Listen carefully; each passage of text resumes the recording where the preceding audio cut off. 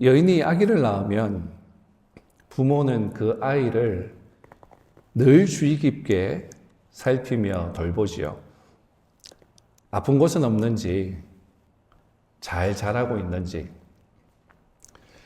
그러다가 우리 아이가 다른 아이들에 비해서 성장이 느리고 발달이 느리면 걱정을 참 많이 하죠. 그래서 좋은 이유식도 먹이고 좋은 식품도 돈이 많이 들지만 아이를 위해서 열심히 더 일을 해서 돈을 벌어서 구입해서 좋은 음식을 먹입니다. 키우는 것이 참 힘이 들지만 그러나 잘 자라는 모습을 보면 너무나 마음이 기쁘죠. 히브리서 기자도 마찬가지입니다. 자식과도 같은 개종한 유대인들을 보면서 신앙이 잘 자라고 있는지, 또 하나님 보시기에 참 아름다운 믿음의 사람들로 성장하고 있는지 늘 주의 깊게 살펴보았습니다. 그러나 기대와는 다르게 성장하고 있지 못한 모습을 보면서 너무나 가슴 아파하고 있는 마음을 오늘 우리는 성경을 통해서 보게 됩니다. 오늘 본문의 내용을 보면서 좋지 못한 책망의 모습이기는 하지만 반면교사로 가르쳐 주시는 하나님의 뜻을 배워보기를 원합니다. 오늘 말씀을 받고 있는 개종한 유대인들은 영적으로 성숙하지 못한 상태였습니다. 그래서 오늘 우리의 모습은 어떠한지 하나님의 말씀을 통해서 발견하기를 바라고, 디모데후서 3장 16절 말씀처럼 모든 성경은 하나님의 감동으로 된 것으로 교훈과 책망과 바르게 함과 의로 교육하기에 유익하니 라는 말씀처럼 오늘 하나님의 말씀으로 교훈을 받고 고침을 받는 우리들 되기를 바랍니다. 오늘 말씀은 영적으로 성숙하지 못한 자들의 특질들을 보여주고 있습니다. 히브리서 기자는 오늘 본문을 통해서 세 가지를 말하고 있죠. 오늘 말씀을 보면서 또 이 말씀을 들으면서 우리는 이 세 가지 범주에 들어가지 않는지 한번 체크해 볼 수 있기를 바랍니다. 첫 번째는 영적으로 성숙하지 못한 자는 신앙에 대해서 열심히 노력하지 않습니다. 다른 말로 쉽게 신앙생활을 하는 것입니다. 11절 말씀을 한번 보겠습니다. 멜기세덱에 관하여는 우리가 할 말이 많으나 너희가 듣는 것이 둔함으로 설명하기 어려우니라. 여기서 둔하다라고 하는 표현이 있죠. 여러분, 둔하다라는 표현이 뭐죠? 우리가 일반적으로 이러한 표현을 할 때에는 어떻게 사용하면, 어떨 때 사용을 합니까? 좀 반응이 느리고 무딘 사람을 표현할 때 이러한 단어를 사용하죠. 그런데 헬라어 원문을 보면 약간 그 뜻이 다릅니다.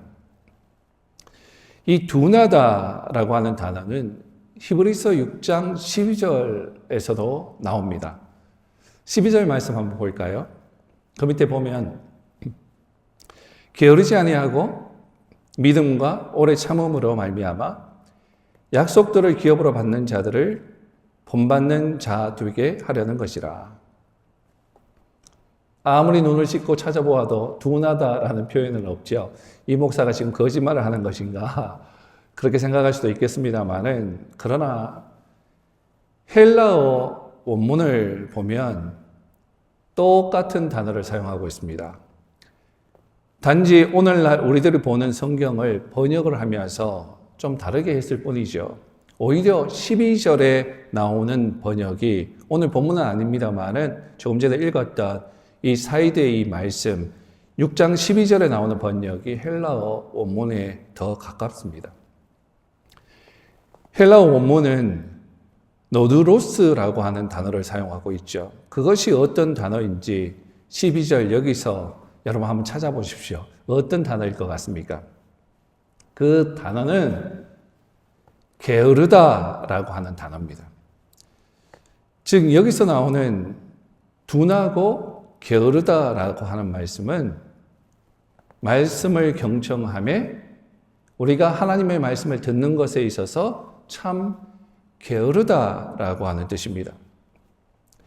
그래서 11절 전체의 말씀으로 돌아가서 보면 히브리서 기자가 말씀을 더 깊이 들어가서 멜기세덱이라고 하는 속 의미를 더 깊이 알려주고 싶은데 너희가 게을러서 그리고 경청하지 않는 것 같아서 더 이상 말해줄 수가 없을 것 같다라고 하는 뜻입니다.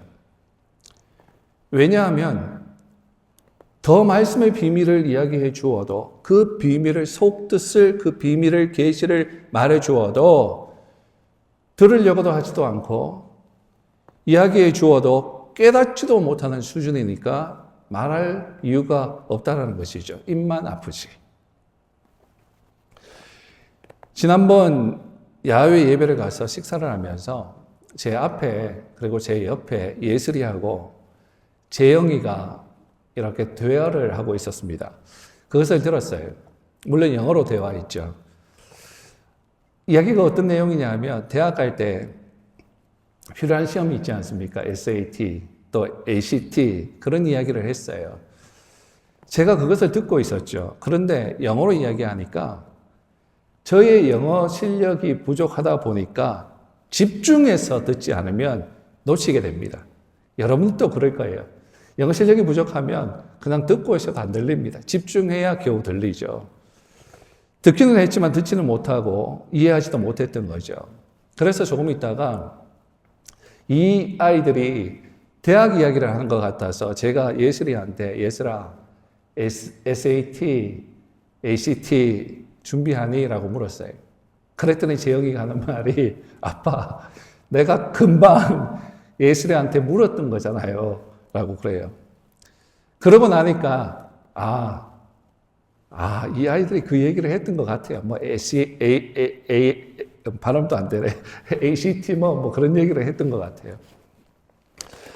여러분 귀가 있고 듣기는 했지만 듣지를 못한 거예요. 집중을 했었다면 듣고 이해했을 거예요. 여러분들은 어떻습니까? 귀가 있어서 하나님의 말씀을 늘 듣지만 정말 듣고 있으십니까? 귀가 있어서 하나님의 말씀을 늘 듣지만 정말 하나님의 마음을 깨닫고 이해하고 계십니까? 아니면 귀가 있지만 말씀을 경청함에 게을러서 듣지 못하고 계십니까?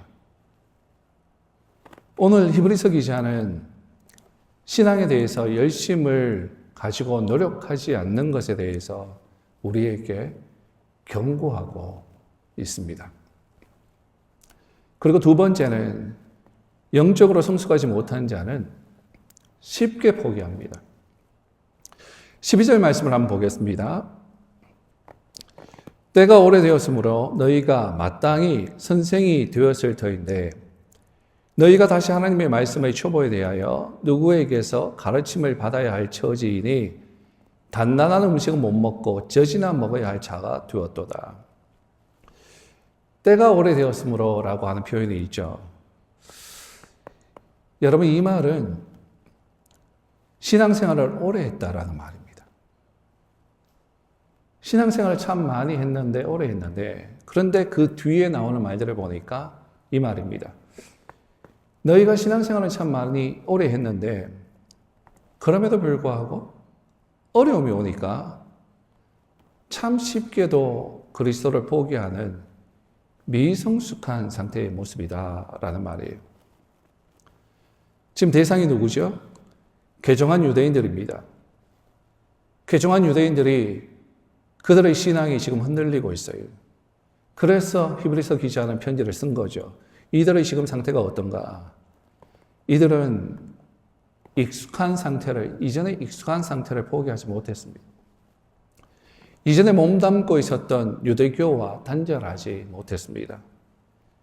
옛날에 가지고 있었던 세상의 습관과 단절하지 못하고 포기하지 못했습니다.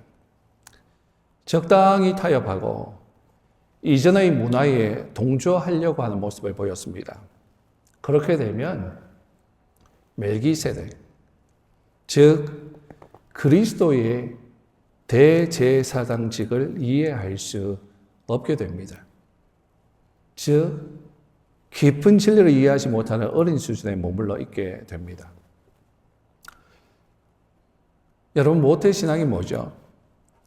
모태신앙이라고 하는 말이 있는데 여기서는 모태신앙도 있을 것이고 나중에 개종해서 믿게 된 사람들도 있을 텐데 모태신앙이라고 하는 말을 여러분 아실 겁니다. 이 말은 믿는 가정의 집에서 태어난 사람을 모태신앙이라고 부르죠. 아주 어릴 때부터, 태어날 때부터 기독교 가정에서 자라난 아주 축복받은 사람들이죠. 그런데 아이러니하게도 이 모태신앙은 이렇게도 사용되어지죠. 뭡니까? 아시죠? 모태신앙. 난 못해. 아무것도 못해. 전도도 못해. 기도도 못해. 아무것도 못해. 그러니까 나한테 아무것도 시키지 마. 의미하는 것이 참 크죠. 여러분, 우리가 흔히 착각을 참 많이 하는데 세월이 실력인 줄 착각합니다. 오래 믿으면 실력이 큰 줄 알아요. 그리고 큰 교회 다니면 그것이 자신의 신앙의 크기인 줄 압니다. 여러분, 교회의 본질은 크기가 아니에요. 교회의 본질은 건강한 교회입니다. 건강한 교회는 예수님이 주인이 되는 교회입니다. 예수님이 교회의 머리가 되는 것이죠. 그런데 현실은 사람이 머리가 된 교회가 참 많다라는 것이죠. 그리고 예수님이 머리이신데 몸들이 말을 안 들어요. 다 자기 마음대로 해요. 그러면 그것을 보고 뭐라고 그럽니까? 정상이 아니잖아요. 문제가 있는 몸이잖아요. 여러분, 독일에 가면 페르가몬 박물관이라고 있습니다. 또 거기에 가면 그 안에 들어가 보면 이슈타르 성문이라고 하는 것이 있죠. 그림을 한번 보여주세요. 저 박물관 안에 들어가면 저런 유적이 있습니다. 모형을 만들어 놓았죠. 이게 뭐냐 하면 이것이 바로 다니엘 시대 때 나오는 바벨론 유적물입니다. 그 다음 그림 보여주세요. 이제 아까 거는 박물관 안에 있는 것이고 이것은 이렇게 만들어졌을 것이다 라고 생각하면서 그림을 그렸던 거죠. 다니엘 시대 때 다니엘이 금신상 앞에 절하지 않고 믿음대로 살겠다 하면서 사사굴에 들어간 그 시대의 유적이 바로 이슈타르 성문입니다. 다니엘이 이 문을 통해서 들어갔다 나왔다 했을 거예요. 엄청나게 화려해 보이는 저런 문이 그 당시에 90개가 있었다고 합니다. 길이가 한 폭만 22.5km, 마일로 치면 14마일 정도가 되었다고 그래요. 그런데 이러한 것이 한 면으로만 되어 있는 것이 아니라 사면으로 되어 있었습니다. 그래서 그 밑에 있으면, 성벽 아래에 있으면 엄청나게 높고 크고 두껍고 하다 보니까 내 모습은 초라해 보이겠죠? 이 성벽을 보면서 와 하면서 압도되었을 거예요. 저 성벽에 저 그림들이, 성벽에 무슨 그림들이 있죠? 저 성벽에 그 다음 그림 보여주십시오. 어떤 동물의 그림이 그려져 있는데 발이 4개 달려 있습니다. 저게 바로 고대 바벨론을 지켜주는 마르두크라고 하는 바벨론의 주신입니다. 저 바벨론의 신은 뭔 것 같아요? 저 그림의 모양이. 뱀입니다. 뱀인데 4발을 가지고 있죠. 바로 고대의 뱀입니다. 창세기를 읽어보면 뱀이 선악과 사건 이전에는 걸어 다닌 것 같다라는 우리가 느낌을 받죠. 저주받고 이제 기어 다니게 되었으니까요. 그전에는 걸어 다닌 것 같아요. 그것을 형상화시켜서 만든 실입니다. 바벨론의 수호신. 그 당시 바벨론의 사람들은 저것을 숭배하면서 살아갔죠. 요즘 현대의 사람들도 별반 다르지 않습니다. 똑같이 우상을 숭배하면서 살아가죠. 그리고 저 우상을 가지면 행복을 할 줄 알고, 행복할 줄 알고 헛되게 살아갑니다. 한국에 강남에 가면 강남의 부인들이 참 좋아하는 것이 있습니다. 그게 뭔지 아십니까? 브랜드입니다. 그 다음 그림 한번 보여주십시오. 강남의 부인들뿐만 아니라 거의 모든 세상의 사람들이 쫓으면서 사는 것이 브랜드죠. 에르메스, 루이비통, 샤넬. 이것 하나 가지고 싶어서요. 자랑하고 싶어서요. 목숨 걸고 살려고 합니다. 세일한다 그러면요. 아침부터 새벽부터 줄 서가지고 난립니다. 저거 하나 사기 위해서 1년 월급 다 모아도 겨우 살까 말까 하죠. 얼마나 저것을 숭배하고 사랑하는지.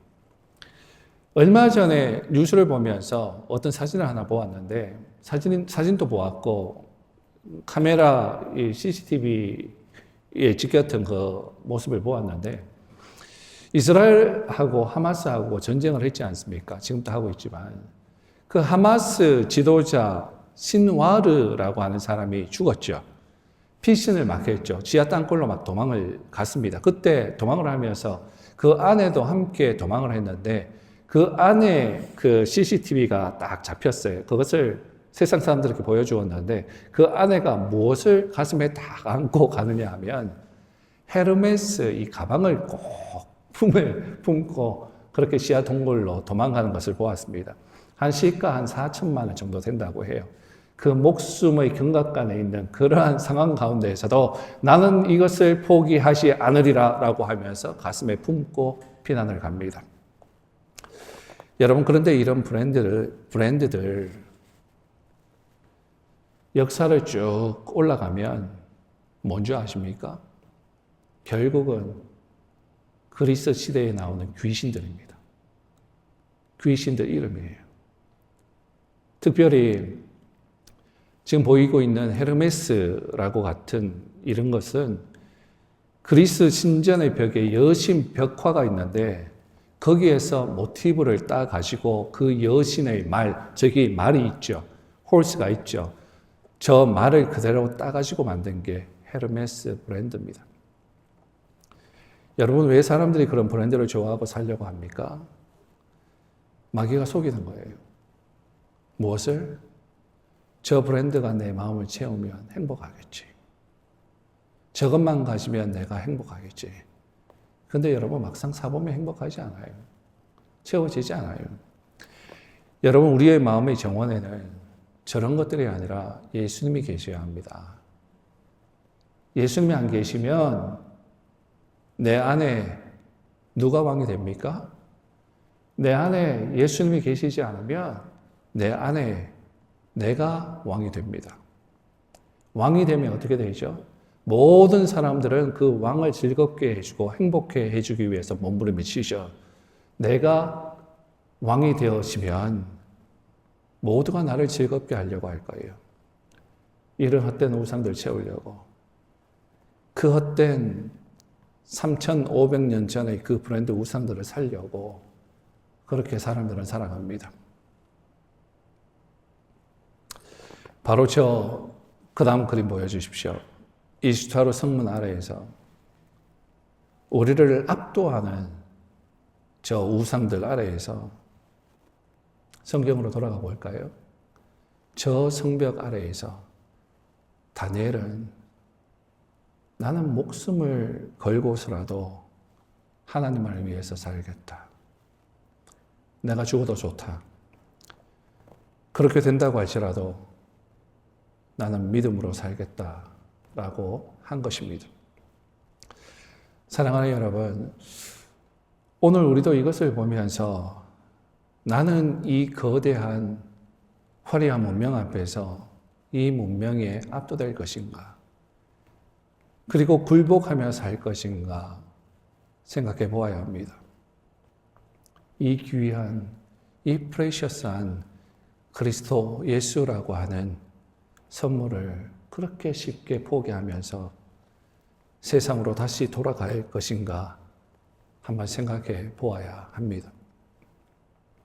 히브리서 기자는 참 쉽게도 너희들이 그리스도 이 귀한, 이 프레셔스한 그리스도 예수를 포기하는구나 라고 하면서 그 성도들을 향해서 경고하고 있는 말씀이죠. 세 번째는 영적으로 성숙하지 못한 자는 신앙이 성장하지 않습니다. 계속해서 자라나지 않아요. 멈추어 있어요. 여러분, 이들의 신앙이 성장하지 못한 것은 말씀의 지식을 생활 속에서 적용해 본 경험이 없고 또 훈련도 되어 있지 않기 때문입니다. 이 말씀을 가지고 세상과 맞서 싸우려고도 하지 않고 단지 온실 속에서 곱게 자라려고만 했습니다. 말씀을 준비하면서 히틀러를 한번 생각해 보았어요. 모든 사람들이 히틀러를 알 겁니다. 히틀러의 나치즘, 민족주의, 국가사회주의, 전체주의, 세상과 전쟁을 하면서 또 그 가운데 유대인 600만 명을 죽이면서 학살을 하면서 이 세상에서 어느 역사에서도 볼 수 없을 만큼 잔인한 악랄한 일들을 저질렀는데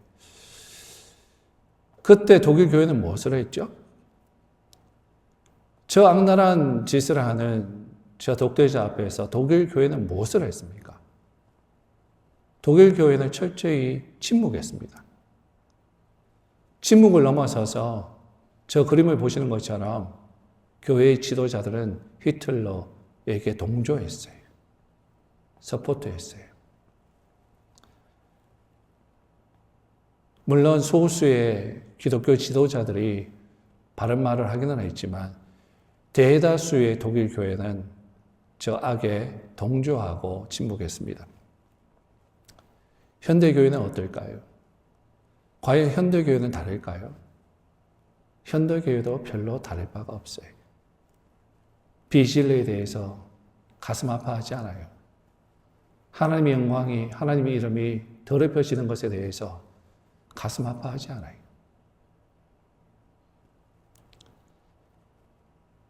교회가 등대가 되어서 세상에서 어떻게 살아야 하는지 알지 못하는 저 성도들을 향해서 더 나아가서 세상 사람들을 향해서 이렇게 살아야 한다라고 말해야 하는 교회는 그 등대의 역할들을 감당하지 못하고 있습니다. 우리 그리스도인들은 교회는 한 손에는 성경을 잡고 또 한 손에는 신문을 잡고 세상에서 일어나는 모든 일을 성경으로 해석하고 성경으로 밝혀서 사람들에게 어떻게 예수 그리스도께 나아가야 하는지, 어떻게 하나님 나라를 위해서 살아야 하는지 말해주어야 하는데 교회가 등대의 역할을 하지 못하고 있어요. 어린아이가 성장하는 가정은 그림만 보여주십시오. 상처와 타박상을 동반하기 마련이죠. 모든 것을 다해주는 부모 아래에서 자라는 아이는 세상을 이기지 못합니다. 바르게 성장하지 못합니다. 성장하기 위해서는 우리의 말씀의 지식을 생활 속에서 적용해야 되고 훈련해야 돼요. 말씀을 가지고 신문을 들고 그 신문으로 들어가서 말씀으로 적용하며 훈련해야 돼요. 그럴 때에 상처와 타박상은 동반할 수밖에 없습니다. 그러나 그 상처와 타박상은 우리를 더욱 경험을 가진 영적으로 성숙한 사람으로 만들어줘요. 우리가 때로는 하나님의 말씀대로 살았을 때 우리가 기대하지 않는 결과들이 참 많이 생깁니다. 그러면 그럴 때마다 우리는 의아하죠. 왜 하나님의 말씀대로 살았는데 이런 결과가 나오나? 의아할 필요가 없어요. 그것은 우리가 세상에 있기 때문에 그렇습니다. 마귀의 권세 아래 있는 세상을 우리 하나님의 사람들을 미워합니다. 너희를 미워하면 나를 먼저 미워하는 줄 알라라고 그러시죠. 세상은 하나님의 사람들을 미워해요. 싫어해요.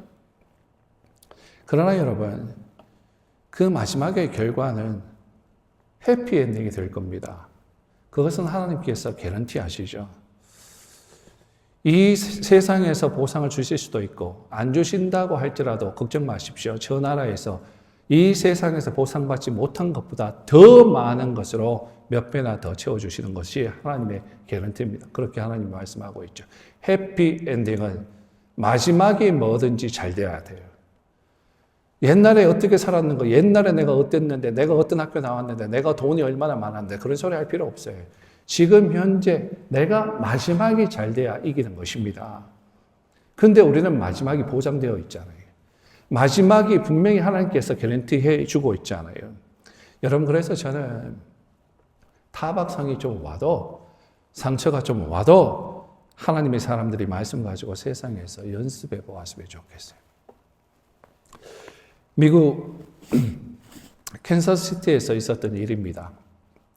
사라 달링이라고 하는 사람이 구걸하는 노숙자 빌리라는 사람을 보고 안타까운 마음이 들어서 자신의 동전 지갑을 열어서 다 쏟아주었습니다. 근데 집에 돌아온 사라는 자신이 엄청난 실수를 한 것을 깨달았죠. 왜냐하면 지갑 안에 있던 것을 다 털어주었는데 그 안에 약혼 반지가 있었던 거예요. 약혼 반지를 생각하지 못하고 동전에 있는 것을 다 쏟아부어 준 거죠. 그래서 사라는 빌리가 있던 곳으로 황급히 되돌아갔습니다. 그러나 그는 보이지 않았어요. 노숙자 빌리는 동전을 세다가 반지를 발견하고는 보석 가게에서 감정을 하고 있던 중이었습니다. 보석 가게 주인은 그것을 보면서 눈이 동그랗게 커지면서 내가 $4,000를 줄 테니까 자기한테 반지를 팔아라라는 거예요. $4,000보다 더 많이 했을 것 같은데 어쨌든 팔아라라고 한 거예요. 빌리는 깜짝 놀랐습니다. 반지가 진짜 보석일 줄은 알지 몰랐기 때문이죠. $4,000. 그 돈이면 지금 당장 힘든 노숙자 생활 면할 수 있습니다. 하지만 마음에 갈등이 생겼어요. 그 여인이 내게 선을 베풀었는데 이 반지를 돌려주는 것이 마땅하지. 빌리는 반지 팔지 않고 돌아왔어요. 다음 날 사라가 또 갔습니다. 갔더니 마침 빌리가 있었어요. 빌리는 얼굴에 웃음을 띠면서 이거 찾으러 오셨죠?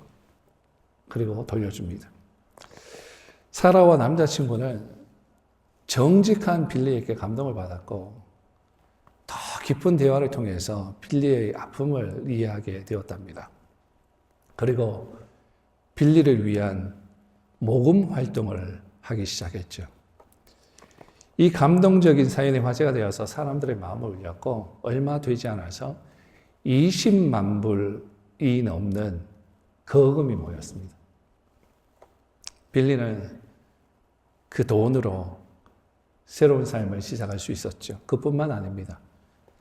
이 이야기가 세상에 알려지면서 빌리는 16년 동안 소식을 알 수 없었던 형제들을 다시 만나게 되었습니다. 여러분, 만일 노숙자 빌리가 당장의 이익을 위해서 반지를 팔았다면 그에게는 $4,000가 생겼을 거예요. 그것이 세상의 법칙이죠. 그것이 세상의 방법이죠. 그리고 그것이 세상의 지혜죠.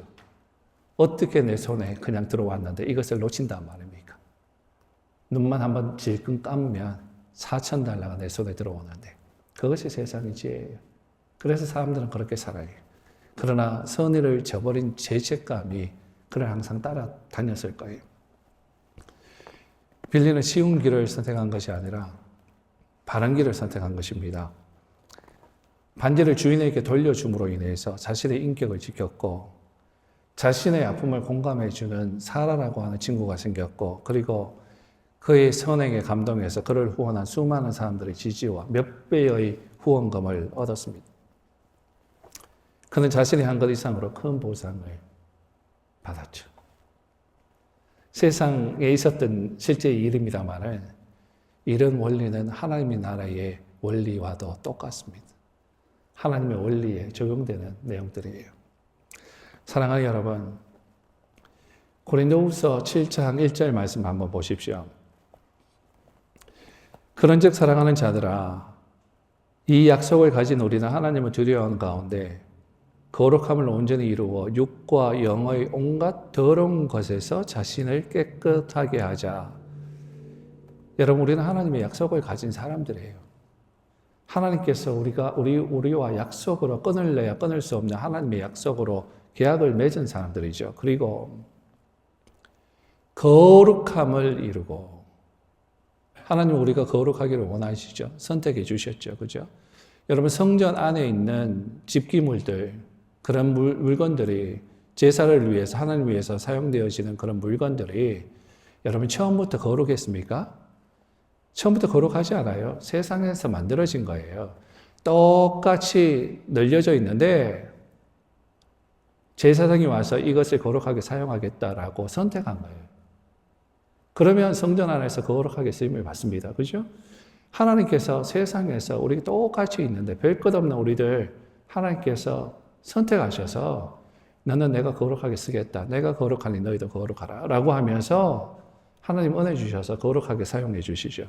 그래서 말씀은 거룩함을 이루고, 너희들 내가 선택해 줬으니까 거룩해야 되는데 거룩함을 이루고, 그리고 그 다음 말씀 보면 육과 영의 온갖 더러운 것에서 자신을 깨끗하게 한다라고 하는 말이 있죠. 이 말은 다른 말로 하면 하나님의 말씀을 따르는 삶을 살겠다라고 하는 뜻입니다.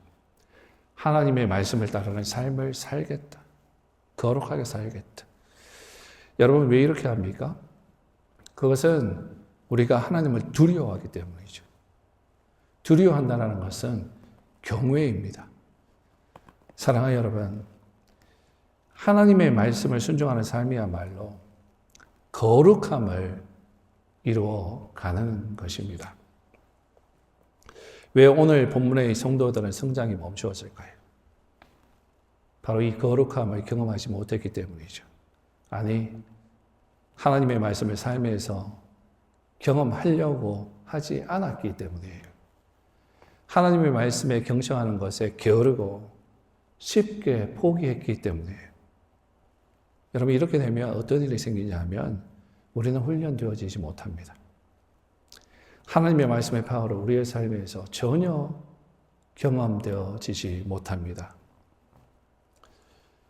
참 많은 성경 공부가 있어요.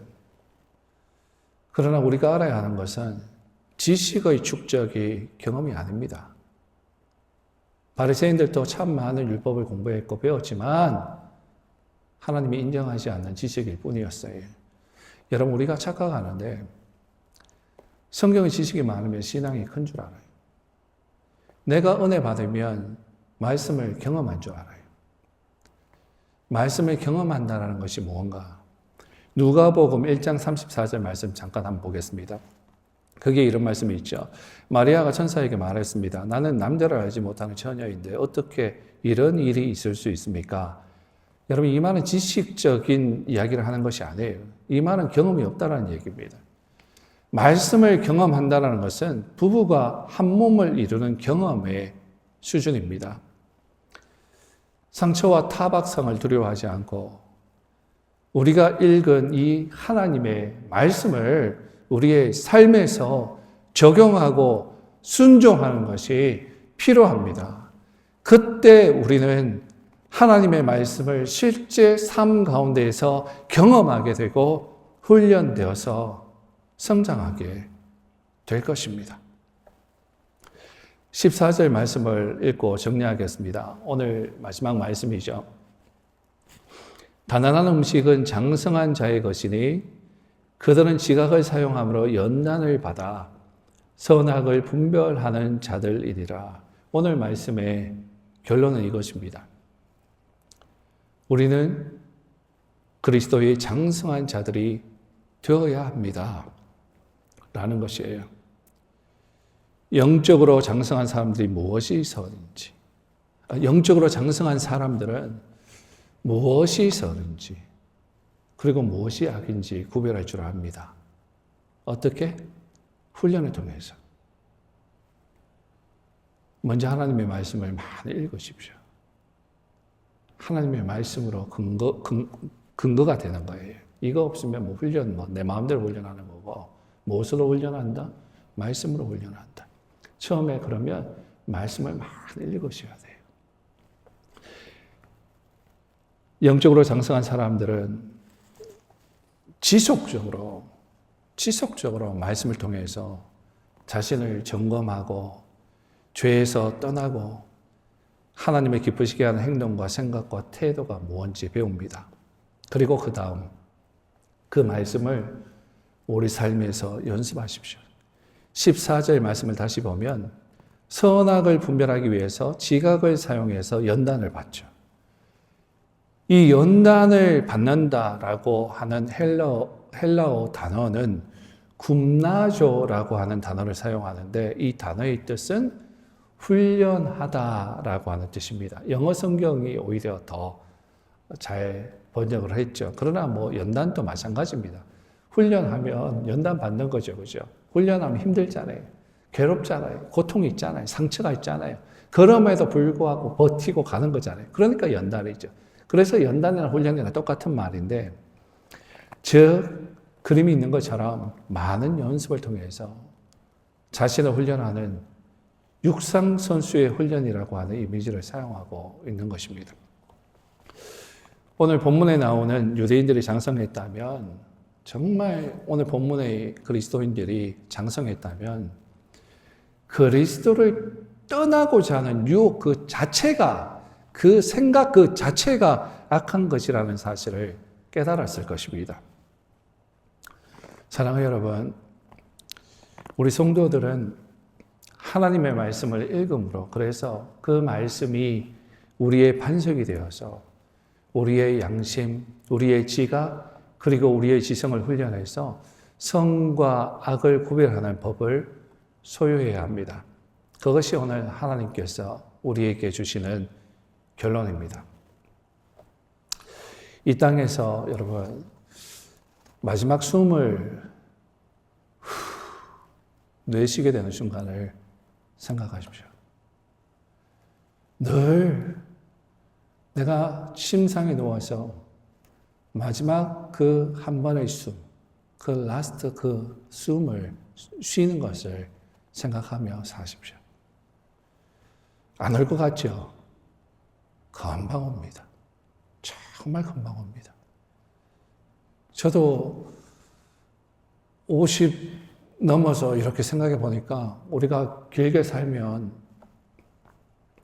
80도 넘으신 어른들이 계시는데 말씀드리기가 곤란합니다만은, 야, 80 정도면 뭐 그래도 갈 때가 됐잖아. 그러면 계산해 보면 얼마 안 됐어. 그 우리 어르신들도 계시는데 하나님이 은혜 주셔서 조금 더 산다고 할지라도 정말 얼마 안 남았잖아요. 그러면 이 마지막 라스트 숨을 생각하지 않고 산다는 것은 정말 영적으로 심각한 상태인데, 여러분들은 다 그런 생각을 할 거라고 생각합니다. 그런데 정말 말씀드리고 싶은 것은 그 마지막 숨을 생각하며 살아야 한다는 것입니다. 그때에 우리는 우리의 모든 수고를 내려놓죠. 육신의 수고를 다 내려놓죠. 그죠? 그러면 무엇이 그 다음 기다리고 있습니까? 하나님께 우리의 수고의 보상을 받게 될 거예요. 지난주에도 성경 말씀 가르쳐 드렸지만, 성경 공부하면서 말씀드렸지만, 우리가 예수를 만난 사람들이라면 걱정하지 마세요. 심판으로 가지 않아요. 우리가 죽어서 하나님 앞에 서서 너는 지옥, 너는 천국, 이런 심판을 받는 차원이 아니에요. 우리는 믿지 않는 자는 너 지옥 그러면서 가는 것이지만, 우리가 하나님 만난 사람들은 너는 천국, 지옥 그런 심판이 아니라 내가 이 땅에서 하나님에 의해서 어떻게 했는가를 보시면서 하나님께서 보상하시는 그날입니다. 하나님의 말씀을 읽고 그리고 그 말씀대로 순종하려고 열심을 다한 우리에게 수고의 보상을 주실 거예요. 그런데 그 수고의 보상 분명히 다릅니다. 옆에 있는 이 사람하고 나와는 보상이 틀려요. 여러분 그걸 생각하시고 사셔야 돼요. 얼마 안 남았어요. 그거라도 뭐 주시면 감사하지. 뭐 그러면 어쩔 수 없는데 영적인 욕심을 우리가 좀 내야 되지 않겠습니까? 하나님을 위해서. 어떤 욕심을 좀 내면서 나는 하나님 앞에 칭찬받고 싶어. 칭찬받으니까. 그거의 나의 마지막 라스트 숨 멈추어질 때의 그 꿈이야. 그때는 두려운 순간이 아니라 기쁨과 행복의 순간입니다. 그때는 우리의 머리에 면류관이 씌워질 겁니다. 모세가 시내산에서 하나님을 뵙고 영광의 빛이 난 것처럼 예수님께서 변화산에서 영광의 빛이 난 것처럼 우리가 주님을 대면할 때 영광의 빛 가운데 있게 될 것입니다. 사랑하는 여러분, 영원을 사모하십시오. 영원을 위해서 사십시오. 헤르메스 같은 헛된 거 우상 숭배하면서 잡기 위해서 내 인생 버리지 마시고 마지막 라스트 그 브레스를 생각하면서 그 마지막 숨을 위해서 영혼을 위해서 그 위에 있을 영혼을 위해서 사십시오. 헛된 이 세상 우상 다 포기하고 그걸 위해 세월 낭비하지 말고 세월을 아끼라 때가 가니라. 그러므로 그 다음 뭐라고요? 어리석은 자가 되지 말고 어리석다 그래요. 그런 사람이 되지 말고 오직 주의 뜻이 무엇인지 이해하라. 하나님의 말씀을 읽음으로 주의 뜻대로 살아가는 그 마지막 라스트 숨을 생각하며 사는 저와 여러분들 될 수 있기를 예수님의 이름으로 부탁드립니다. 기도하겠습니다.